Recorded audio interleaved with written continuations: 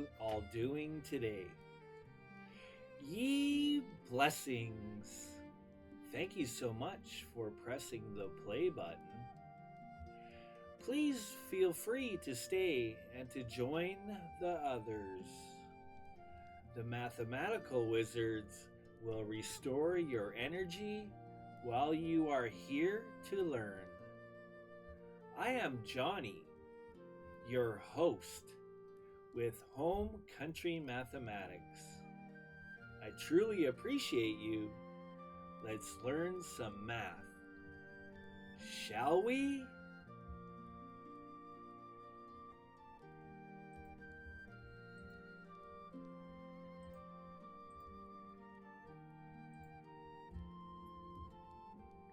Okay.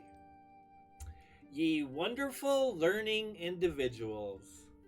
It is great to have you again. Thank you for following along. You are much appreciated. Let us continue. So, last stream or video, we've been working on multiplication of fractions and whole numbers. It is very easy and there is no need to worry because I believe in you all. You've got this.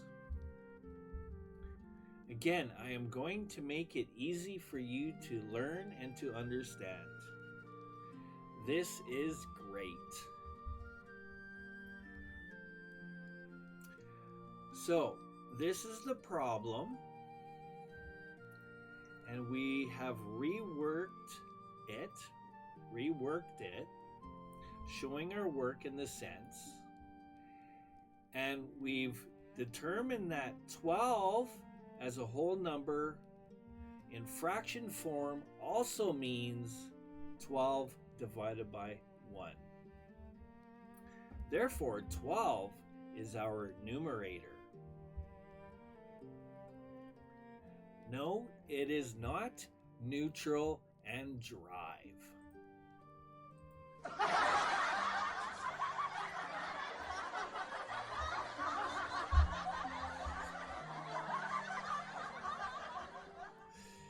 It is numerator over denominator when we are talking about fractions. We've carried our work forward, showing our work. And what we have is everything, all of our whole numbers in a singular fraction. So we are left with 3 multiplied by 12 all over 4 times 1. On the side here, I've been working the numerator part. So, one of the smartest things to do while our whole numbers are low values, it makes the most sense to reduce if we can, right at this moment before we do any further multiplication. So, what I mean is, we look at our numerator and we look at our denominator, and we can see visually that there's a number that if you multiply it by 4 also gives us 12.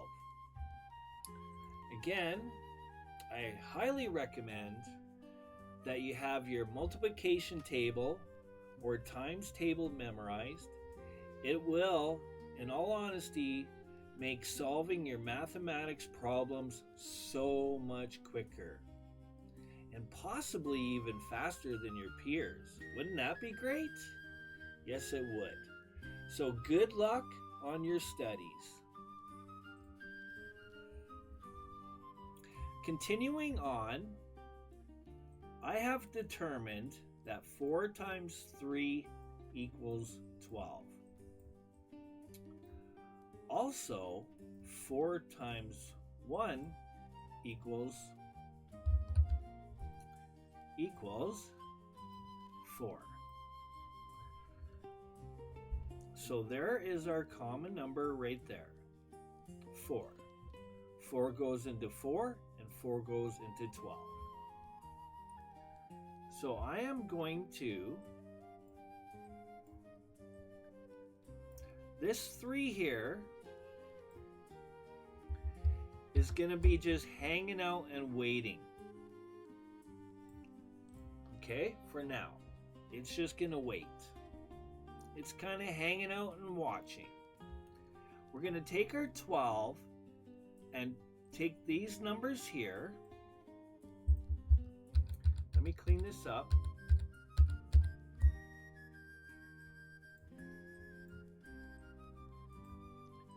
Three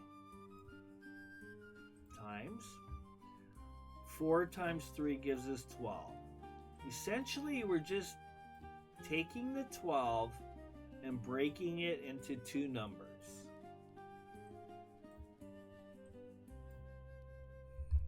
Okay?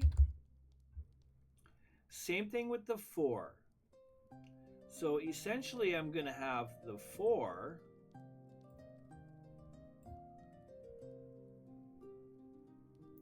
times 1 times 1, essentially.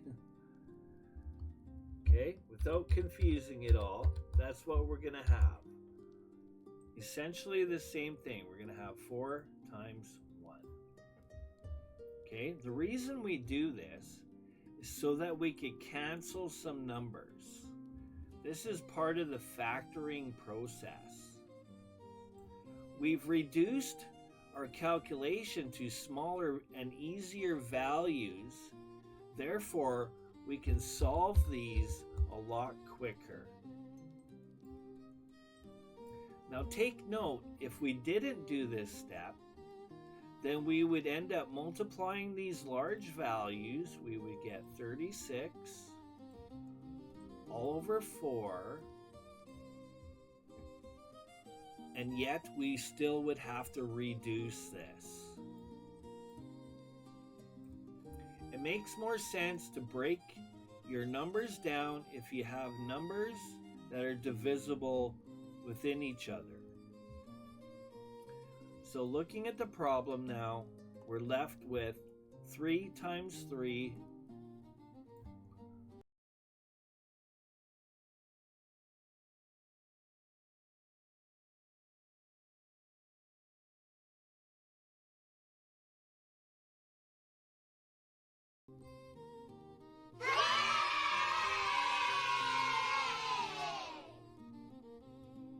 All right, isn't that amazing? It truly is.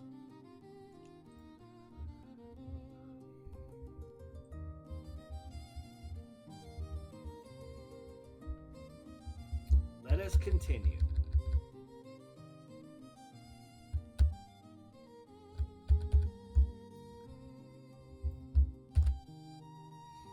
Okay, so we have another one.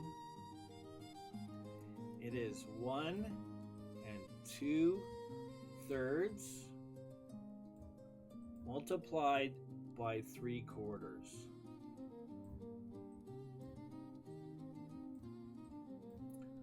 Looks kind of scary, doesn't it? Well, in all honesty, it really isn't. So what we have here is a mixed fraction. Is that correct? Let me confirm.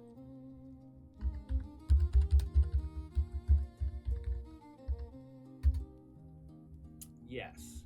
And the other type is improper fraction.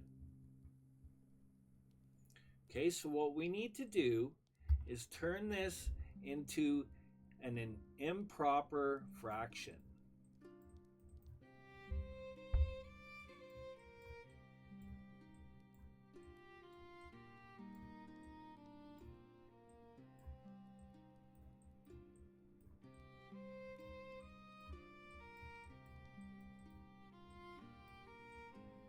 Boy, I sure wish I had a tablet.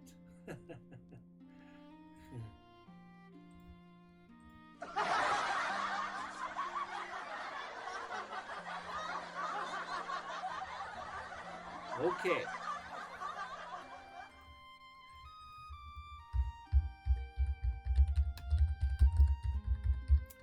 Bear with me. Yes. So, a mixed fraction is 1 2/3. Okay? Mixed.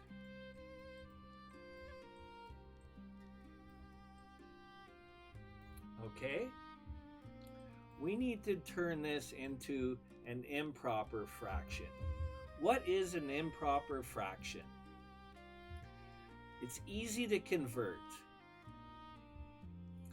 So all we need to do is go 3 times 1, which is 3, plus 2. So 3 times 1 plus 2. This gives us 5. Our denominator never changes. There's your example of an improper fraction. Both of these are exactly the same thing. Okay?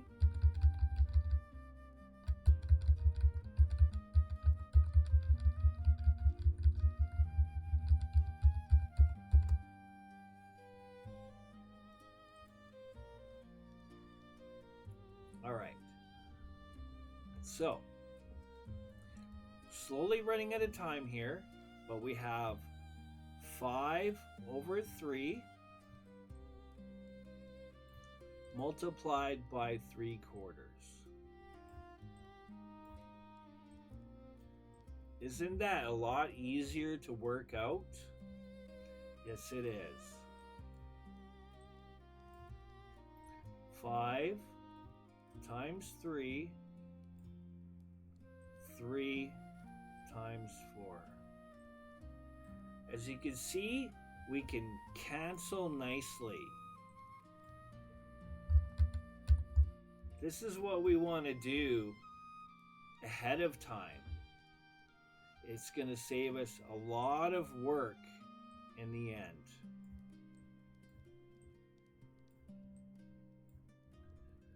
So we have an answer of 5/4. To turn it back, we go, how many times does 4 divide into 5? Well, it's 1 times, because 4 times 1 is 4, right? It's less than 5. That's what we want. What's 5 subtract 4? Well, that is 1. So that's how we get the 1. And again, our denominator never changes.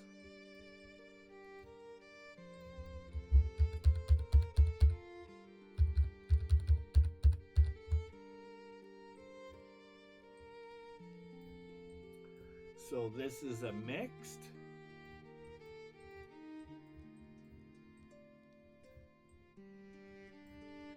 And this is an improper.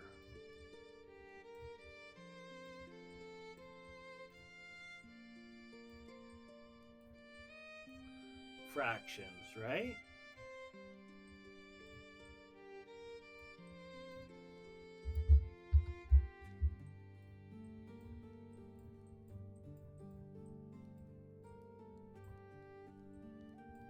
My name is Johnny. Thank you for watching. I appreciate you learning along, and I'll see you in the next video. It is great to have you.